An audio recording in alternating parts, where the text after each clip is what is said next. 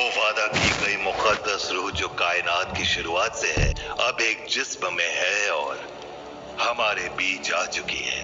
पैदाइश की खबर चारों तरफ है और उस बच्चे की तलाश जारी रहेगी। वो दाऊद के तख्त पर बैठकर हम पर हुकूमत करेगा, यही परवरदिगार की मर्जी है। वो आ गया। मोहम्मद, ये कैसा नाम हुआ भला? इस नाम का मतलब है तारीफ के काबिल, मोहम्मद। लेकिन सिर्फ मोहब्बत और दोस्ती ही बरकरार रहेगी, ठीक तुम्हारे हाथों की खुशबू की तरह जो हमारे मदीने से निकलने के बाद भी यहाँ तक आ रही है।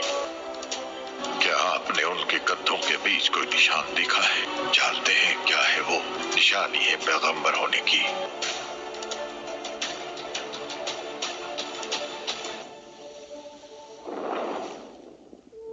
ये हजरत मोहम्मद सल्लल्लाहु अलैहि वसल्लम के उम्र का 25वां साल था और आप मुल्क शाम से तिजारत के बाद मक्का वापस लौटे।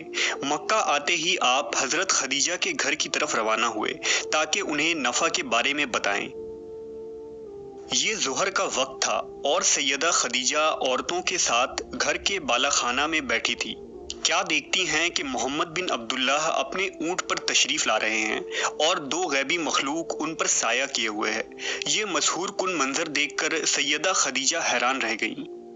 आपकी साथी औरतों ने भी जब ये देखा कि इस चिलचिलाती धूप में सिवाय हुजूर के ऊपर साया के सिवा और कहीं साया मौजूद नहीं है। जब हुजूर सल्लल्लाहु अलैहि वसल्लम तशरीफ लाए तो हजरत खदीजा ने इस्तकबाल किया और खुश आमदीद कहा। आप सल्लल्लाहु अलैहि वसल्लम ने हजरत खदीजा को सफ़र शाम और तिजारती मुनाफा के मुतालिक बताया। सैयदा खदीजा हैरान थी क्योंकि इससे कबल उनके माल में इस कदर बरकत और मुनाफा कभी न हुआ था। बहरहाल जब हुजूर वापस तशरीफ ले गए तो हजरत खदीजा ने मीसरा से कहा कि क्या तुमने देखा कि मोहम्मद के ऊपर कोई हैरत अंगेज चीज साया कर रही थी? इस पर मीसरा बोला कि मैं ये मंजर सारे रास्ते देखते आया हूँ। मीसरा ने हजरत खदीजा से वो बातें भी बयान की जो नस्तूर राहिब ने उससे कहे थे। नेज मीसरा ने हुजूर के इखलाक और नरम दिली की बहुत तारीफ की। इन तमाम वाक़यात ने सैयदा खदीजा को हद दर्जा मुतासिर किया और आपको हुजूर से बहुत लगाव पैदा हो गया। चुनांचा 3 माह के बाद हजरत खदीजा ने आप सल्लल्लाहु अलैहि वसल्लम की तरफ एक खातून जिनका नाम नफीसा था पैगाम रसा बनाकर भेजा कि वो आपसे निकाह की ख्वाहिशमंद है। लिहाजा नफीसा हुजूर के पास आई और कहा, ऐ मोहम्मद, आप शादी क्यों नहीं कर लेते? जवाब में आपने फरमाया, भला मेरे पास क्या है कि मैं शादी कर सकूं? उसने कहा, और अगर आपको इसकी जरूरत ही ना पड़े बल्कि आपको माल दौलत इज्जत हुस्न खूबसूरती और सब कुछ मिल जाए तो क्या आप कबूल कर लेंगे? आपने फरमाया, वो कौन खातून होगी? उसने कहा, वो खदीजा बिनते खवेल्द हैं। हुजूर ने पूछा, लेकिन ये कैसे मुमकिन होगा, हालांकि मैं एक गरीब आदमी हूँ और वो बहुत मालदार खातून है। इस पर नफीसा बोली कि मैं इसकी जिम्मेदारी लेती हूँ। हुजूर ने अपने चचा जनाबे अबू तालिब को इस रिश्ते के मुतालिक बताया तो अबू तालिब ने भी यही मशवरा दिया कि ये रिश्ता आपके लिए निहायत ही मुनासिब और माकूल है क्योंकि खदीजा एक शरीफ, पाकबाज और अमानतदार खातून है। आप सल्लल्लाहु अलैहि वसल्लम के दूसरे चचाओं ने भी इस रिश्ते से इत्तफाक किया।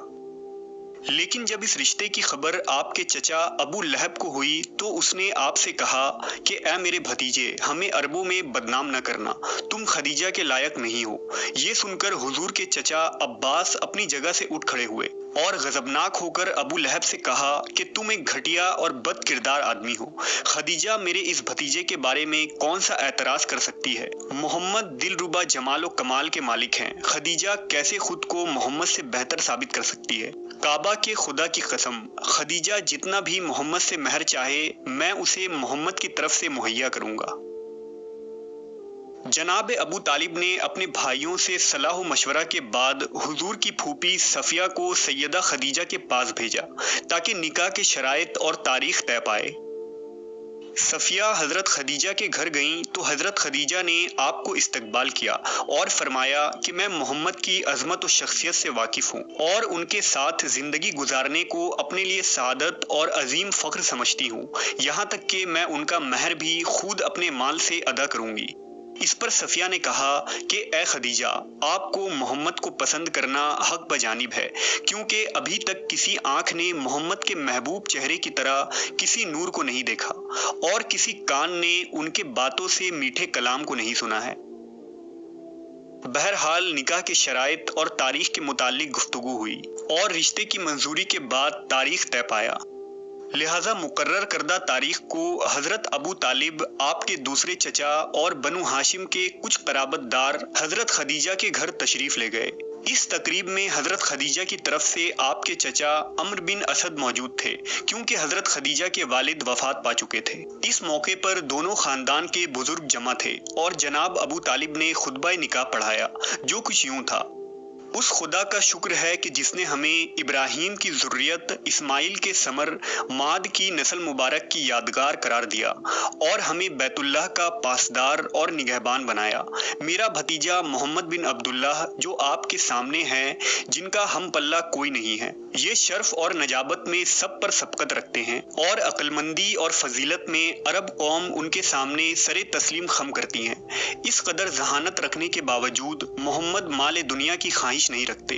بلا شبہ اس دنیا کے زر و زیور ہمیشہ رہنے والی چیزیں نہیں ہیں۔ بہرحال وہ آپ کی صاحبزادی خدیجہ بنت خویلد کے ساتھ نکاح کا خواہاں ہے اور حق کے مہر 500 سونے کے درہم قرار دیا جاتا ہے۔ سیدہ خدیجہ کے چچا عمرو نے خوشی و مسرت سے کہا کہ اے قریش، گواہ رہو کہ میں نے خدیجہ بنت خویلد کو محمد بن عبداللہ کے ساتھ ازدواج کر دیا ہے۔ یہ خطبہ اس قدر بہترین اور جامع تھا کہ بعد میں یہ عربی ادب کا حصہ بن گیا۔